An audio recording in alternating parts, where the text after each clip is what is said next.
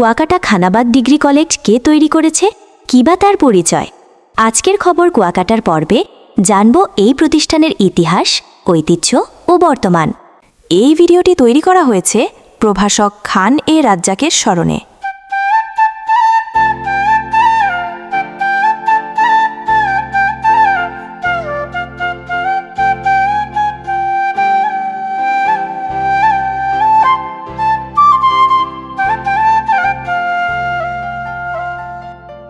জহিরুল ইসলাম খান ১৯৮১ সালে বাড়ি থেকে ৭ কিলোমিটার দূরের একটি স্কুল থেকে মাধ্যমিক পাশ করেন।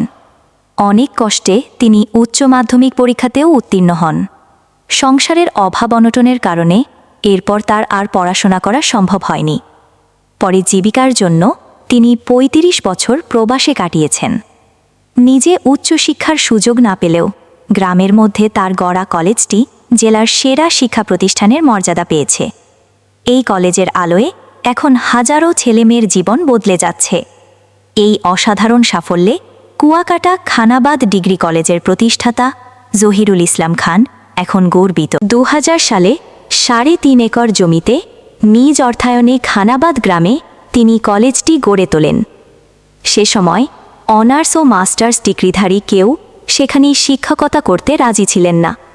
নিজের শিক্ষিত আত্মীয়দের তিনি প্রায় বাধ্যই করেন সেখানে শিক্ষকতা করতে। ২০০৪ সালে কলেজটি এমপিওভুক্ত হয়। এরপর আসতে থাকে একের পর এক সফলতা। এখানে জাতীয় বিশ্ববিদ্যালয়ের অধীনে বিএসএস, বিবিএস কোর্স চালু রয়েছে। এছাড়া উন্মুক্ত বিশ্ববিদ্যালয়ের অধীনে এইচএসসি ও ডিগ্রি কোর্সও চালানো হয়। তবে জেলার সেরা কলেজ হওয়ার এই অর্জনটি এখন এলাকাবাসীর গর্বের বিষয়ে পরিণত হয়েছে।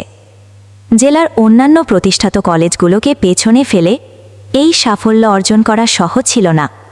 প্রকৃতিপ্রেমী কলেজ প্রতিষ্ঠাতা, অধ্যক্ষ ও শিক্ষক কর্মচারীরা প্রতিষ্ঠানটি সাজিয়েছেন নানা প্রকার ফুল, ফলদ ও বনজ গাছে। জহিরুল ইসলাম বলেন, দেশে ফেরার পর বন্ধুরা আমাকে পরামর্শ দিয়েছিল পণ্য তৈরির কারখানা করতে।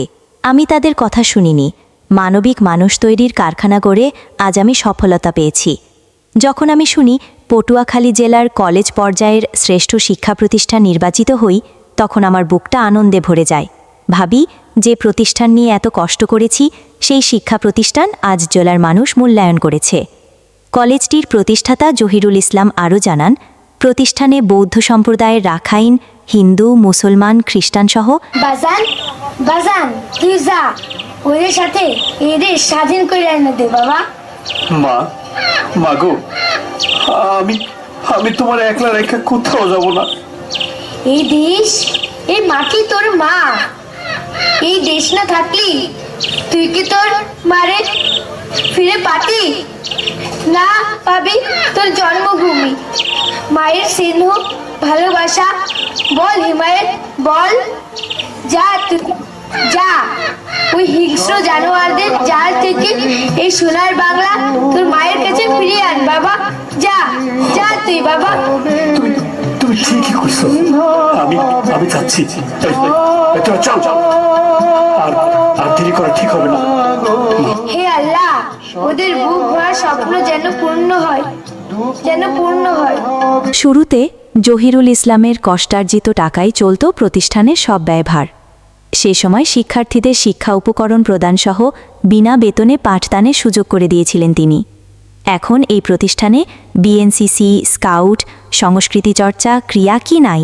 কলেজের অধ্যক্ষ CM সাইফুর রহমান বলেন, কলেজের প্রতিষ্ঠাতাসহ পরিচালনা পর্ষদের নিবিড় পর্যবেক্ষণ, ছাত্রছাত্রীদের অধ্যবসায়, শিক্ষকদের পাঠদানের কৌশল এবং সর্বোপরি অভিভাবকদের সচেতনতায় মানুষ গড়ার কারখানায় পরিণত হয়েছে প্রতিষ্ঠানটি।